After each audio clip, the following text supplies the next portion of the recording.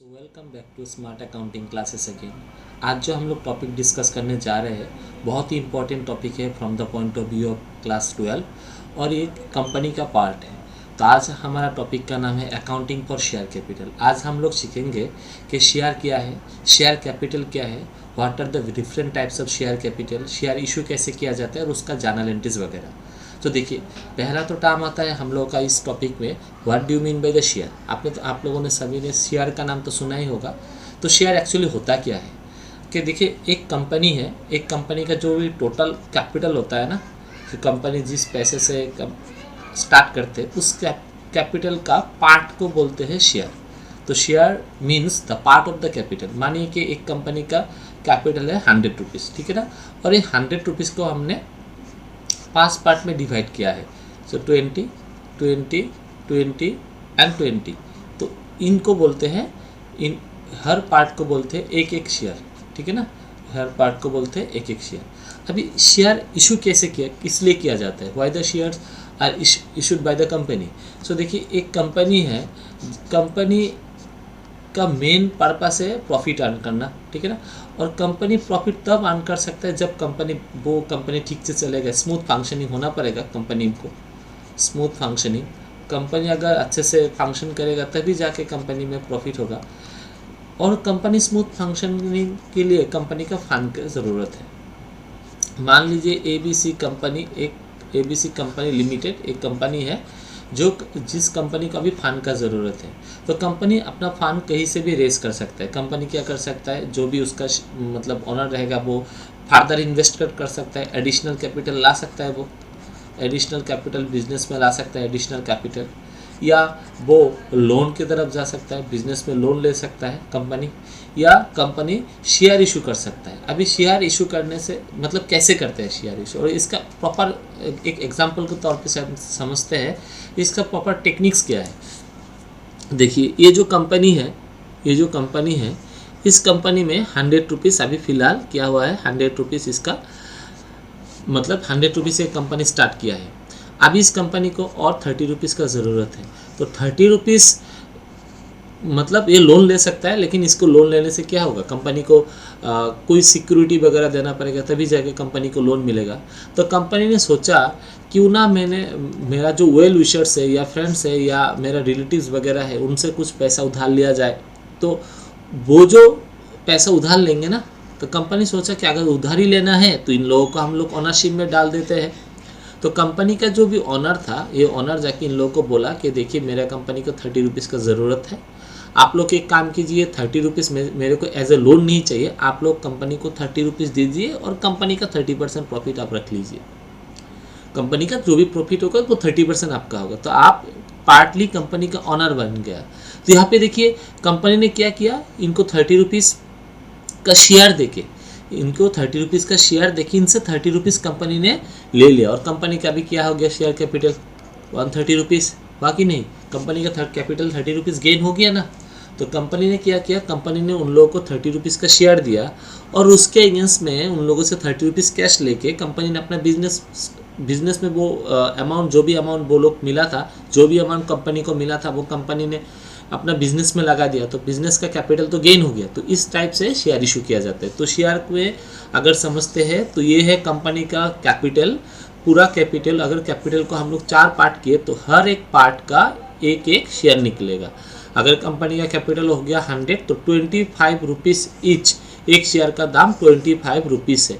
अभी अगर कंपनी को 25 रुपीज़ का मतलब एडिशनल ज़रूरत है तो कंपनी यहाँ से एक पार्ट मतलब एक पेपर में लिख के देगा कि यहाँ पे आपको 25 रुपीज़ आपसे लिया गया है, आपसे 25 रुपीज़ लिया गया है, और ये 25 रुपीज़ कंपनी में डाला गया है।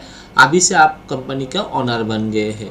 तो हर शेयर खरीदने से ऑनर नहीं होता है, शेयर का कुछ क्लासिफिकेशन भी होता है, वो हम लोग धीरे धीरे समझेंगे। तो फिलहाल शेयर का मतलब क्या निकल के आया कि share means it is a part of the capital, the share issued by the company for the purpose of raising the capital base of the company. Company के कैपिटल को गेन करने के लिए, रेज करने के लिए, कैपिटल बढ़ाने के लिए कंपनी क्या करता है, शेयर मार्केट में इशू करता है। तो जो शेयर खरीदते हैं तो उसको बोलते हैं शेयर होल्डर, जो शेयर खरीदते हैं। सपोज एक कंपनी है रिलायंस कंपनी, तो रिलायंस कंपनी का जो शेयर खरीदेंगे, अगर ये आदमी ने रिलायंस कंपनी का शेयर खरीदा तो this person will be known as the share holder. यहाँ के इसलिए इसको शेयर होल्डर बोला जाता है क्योंकि रिलायंस कंपनी का शेयर ये होल्ड करके रखा हुआ है, तो इसको बोलते हैं हम लोग शेयर होल्डर। ठीक है ना। तो अभी शेयर का टाइप्स देखते हैं। तो टाइप्स ऑफ शेयर एक बार देख लेते हैं। टाइप्स, तो शेयर को दो टाइप से डिवाइड किया गया है। एक होता है आपका इक्विटी शेयर, ठीक है ना, एक होता है आपका इक्विटी शेयर और एक आपका होता है प्रेफरेंस शेयर। प्रेफरेंस शेयर, तो now what is equity share and what is preference share. तो इक्विटी शेयर जो खरीदते हैं वो कंपनी का ऑनर हो गया, ठीक है ना, और प्रेफरेंस शेयर जो खरीदते हैं वो कंपनी का क्रेडिटर हो गया। Now what is means what is equity share and why the holders of the equity share is known as the owner, and the what is preference share, why the holders of the preference share are known as the creditor। तो देखिए equity share में क्या है, equity share में high risk high gain है। मतलब आपका एक कंपनी है, पहले हम इक्विटी शेयर का एग्जांपल देखते हैं। आपका एक कंपनी है और ये आपके पास ये इक्विटी शेयर होल्डर है। तो आप इन लोगों को बोला है कि देखिए हम लोगों को 1 लाख रुपए दे दीजिए और उसके बदले में आप कंपनी से प्रॉफिट लीजिए। तो ये अगर बोला है कि ठीक है हम लोग आपको 1 लाख रुपए दे तो देंगे, लेकिन अभी से कंपनी का जो भी प्रॉफिट होगा प्रॉफिट के हिस्सा भी हमको मिलेगा। तो देखिए आप क्या किया, अभी इन लोगों को प्रॉफिट के हिस्सा इन लोगों को देना पड़ेगा ना। You are going to give the part of the profit to this particular shareholders because they are investing money towards your company. They are investing money towards your company for the purpose of getting the profit your company। आपका company से profit पाने के लिए ही ये लोग ने क्या किया था, शेयर खरीदा था। तो इस टाइप का शेयर को इक्विटी शेयर बोला जाता है। अगर कंपनी इक्विटी शेयर इशू करते हैं और इक्विटी शेयर जो भी खरीदेगा वो कंपनी का इक्विटी शेयर होल्डर और ऑनर कहलाएगा। अगर ये लोग कंपनी का ऑनर है तो इसका मतलब आज से जिस दिन वो लोग शेयर खरीदेगा उस दिन से कंपनी का जितना भी डिसीजन होगा इन लोगों का वोटिंग पावर रहेगा, क्योंकि ये भी तो ऑनर है। आप अपना कंपनी चला रहे हैं तो आप अभी से खुद से डिसीजन नहीं ले सकते विदाउट देयर कंसर्न। तो ये लोग भी अपना डिसीजन मेकिंग में मतलब पार्टिसिपेट करेगा। देखिए यहाँ पे एक डिसएडवांटेज भी है कि मान लीजिए कंपनी लॉस में जा रहा है, मान लीजिए कंपनी का लॉस हो रहा है, तो at that time this people और this share holder also suffer the losses. ठीक है ना, ये लोग भी अपना जो भी लॉस होता है तो लॉस भी सफ़र करेगा। अगर प्रॉफिट होता है तो प्रॉफिट का हिस्सा भी मिलेगा, अगर लॉस होता है तो लॉस का हिस्सा भी इन लोगों को बियर करना है। ठीक है, तो नेक्स्ट अभी प्रेफरेंस शेयर समझते हैं। What is preference share. तो देखिए प्रेफरेंस शेयर में क्या हो गया ना, यहाँ पे 3 आदमी है, 3 शेयर होल्डर है। आप इन लोगों को जाके बोला है कि देखिए हम लोग का पैसा का ज़रूरत है, आप 1 लाख रुपए हमको दे दीजिए। हम लोग का कंपनी को 1 लाख रुपए आप दीजिए, आपसे आप अभी से आप लोगों का हम लोग का कंपनी का जो भी प्रॉफिट होगा प्रॉफिट का कुछ हिस्सा आपको भी मिलेगा। तो ये जो 3 मतलब इन्वेस्टर था, ये इन्वेस्टर ने बोला है देखिए आप लोग का कंपनी या लॉस में है या लाभ में है उससे हमको कोई फ़र्क नहीं पड़ता, it doesn't matter to me, just one condition I can give you the money और we can lend you the money, that you have to promise that you will pay a certain sum of money every year. आपको कुछ मतलब fixed amount हर साल हमको payment करना है। तो profit से मेरे को कोई मतलब नहीं है, हमको क्या है कि हर साल हम लोगों को एक फिक्स्ड अमाउंट मिलना है। तो यहाँ पे कंपनी डिसीजन लिया है, ठीक है आप लोगों से हम 1 लाख रुपए लेंगे और 1 लाख के बदले हर 10% करके आपको हर साल मिलेगा, मतलब 10,000 करके आपको हर साल आपको मिलता रहेगा, 10,000 करके आपको हर साल मिलता रहेगा, जब तक हम आपका ये पैसा रिटर्न नहीं करते हैं। और जब तक हम आपका ये पैसा 1 लाख का जो पैसा था, अगर हम लोग प्रेफरेंस शेयर को रिडीम कर दिया, अगर प्रेफरेंस शेयर को रीपेमेंट कर दिया, प्रेफरेंस शेयर होल्डर को रीपेमेंट कर दिया, तब जाके आपको ये पैसे मतलब इंटरेस्ट आप लोगों को पेमेंट करना नहीं है, लेकिन डिविडेंड पेमेंट नहीं करना है। लेकिन अगर आपको जितना दिन आपका ये 1 लाख रुपए मेरे पास रहेगा तो हर साल आपको 10% करके इंटरेस्ट मिलता रहेगा। तो यहाँ पे देखिए अगर कंपनी प्रॉफिट करते, ह्यूज प्रॉफिट करते, तब भी जाके इसको 10,000 मिलेगा। अगर कंपनी लॉस इन सफ़र करते हैं तब भी जाके इसको 10,000 मिलेगा। हाँ, यहाँ पे एक कंडीशन है, कुछ केस में ये इंटरेस्ट जो है ना, इंटरेस्ट पेंडिंग में रहता है कि मानिए कंपनी का भी लॉस हो गया तो कंपनी बोलेगा share holder, preference share holder को देखिए हम लोग का तो लॉस है, तो आपका जो भी पैसा होगा ना वो पैसा कैरी फॉरवर्ड करेंगे, नेक्स्ट ईयर आपको देंगे। इसलिए प्रेफरेंस शेयर के ना डिफरेंट टाइप्स रहता है, जैसे कि cumulative preference share, non cumulative preference share, participating preference share, non participating preference share, redeemable preference share, non redeemable preference share, उसके बाद convertible preference share, non convertible preference share. तो these are the different parts of the preference share. We will make a video on the different parts of the preference share separately. आज के लिए हम लोग को इतना जानना है कि दो टाइप का होता है, एक होता है आपका इक्विटी शेयर और एक होता है आपका प्रेफरेंस शेयर. कोई भी इक्विटी शेयर खरीदता है, कोई भी इन्वेस्टर इक्विटी शेयर परचेस करता है, इक्विटी शेयर में पैसा इन्वेस्ट करता है, तो at that time that person और that investor will be known as the share holder and as owner, and as he is the owner of that particular company, he has the power to make the decision, or he can participate in the decision making. He has the power to take the profit from the company because he is the owner of the company. वैसे ही कोई investor अगर preference share खरीदते हैं, preference share में invest करते हैं, तो वो शेयर होल्डर का क्रेडिटर, कंपनी का क्रेडिटर बोला जाता है, क्योंकि कंपनी यहाँ पे उनको मालिक नहीं बनाया, उससे पैसा उधार लिया था ना in the form of share में.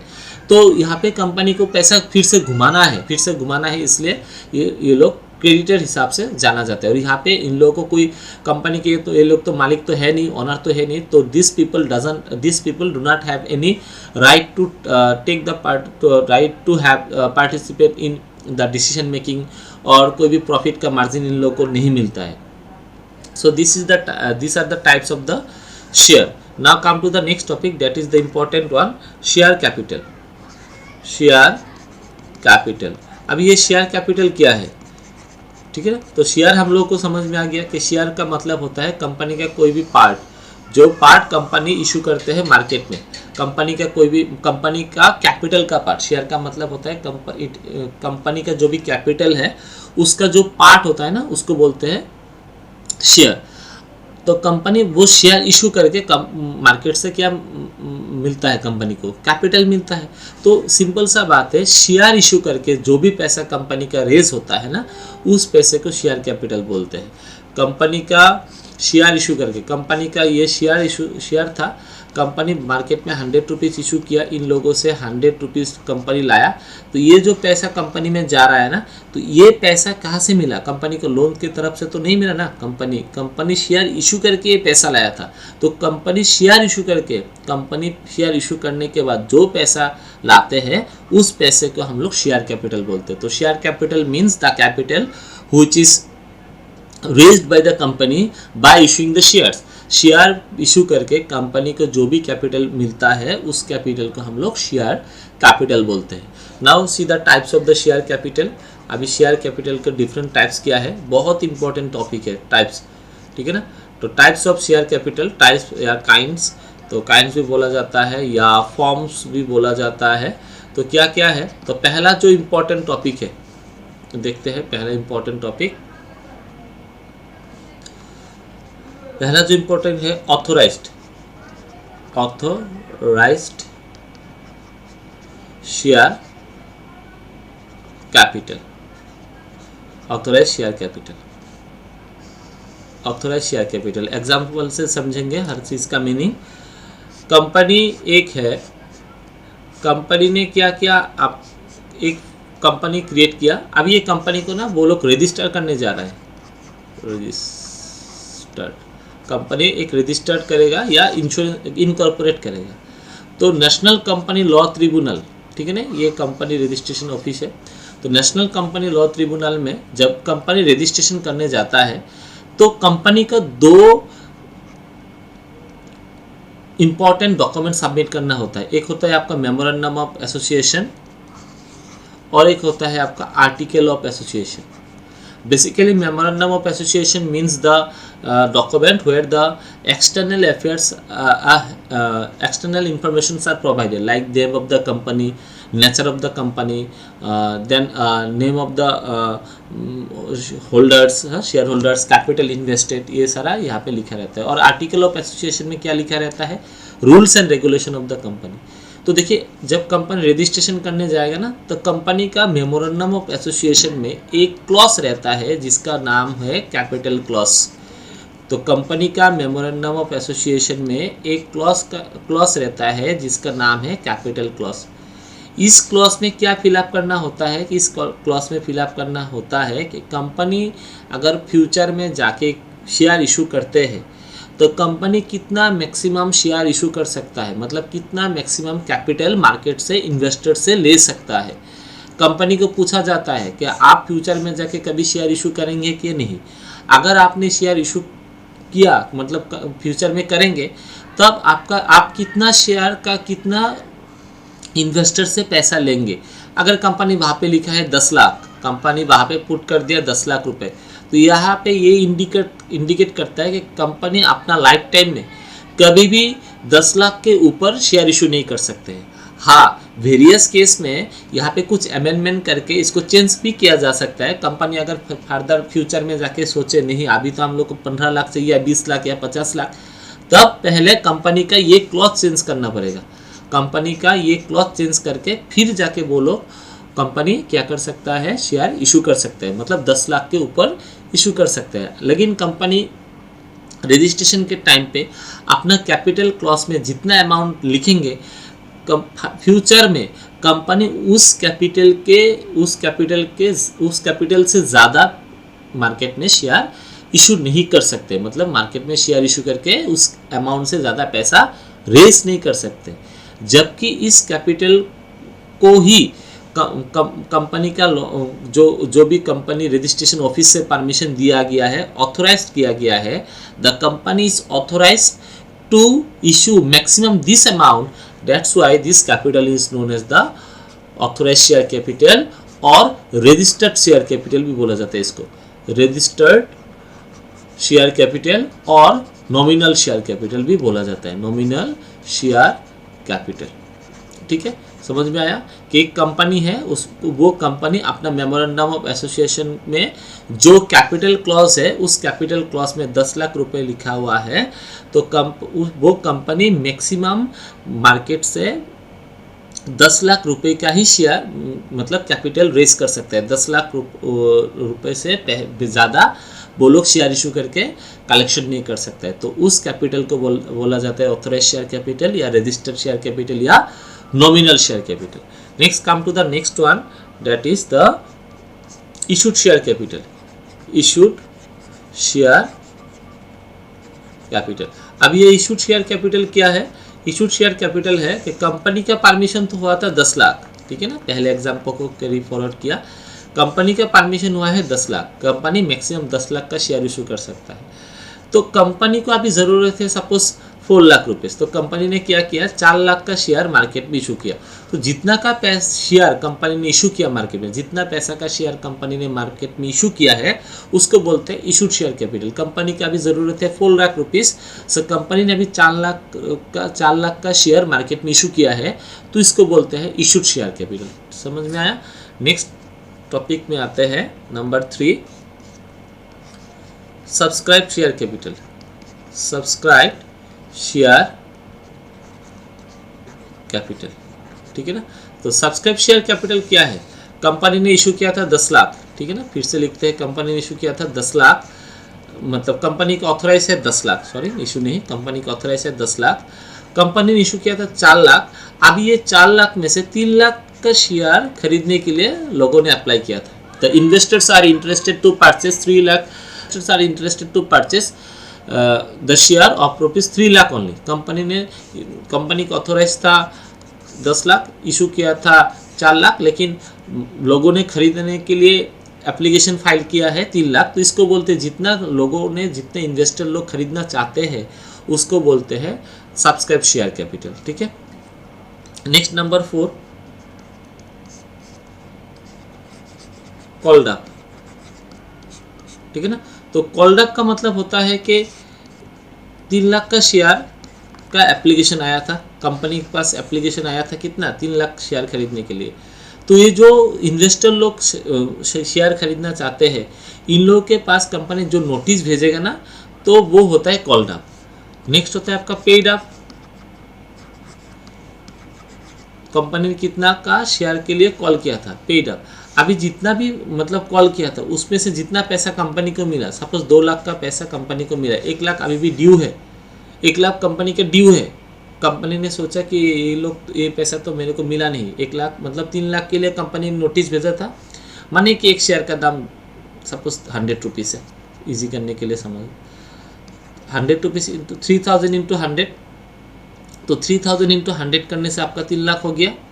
तो कंपनी ने इस 3000 आदमी को, माने हर किसी के पास एक एक शेयर है, ये 3000 आदमी को कंपनी ने नोटिस भेजा था। उसमें से 2000 आदमी ने 100 रुपीज़ करके पेमेंट किया है, तो ये हो गया पेड अप कैपिटल। और जो भी पेमेंट हम लोग को मिला नहीं, मतलब 1000 आदमी तो हम लोग को पेमेंट किया नहीं ना अभी तक, तो ये जो 1000 है इसको बोलते हैं unpaid up share capital. Unpaid up share capital, समझ में आया?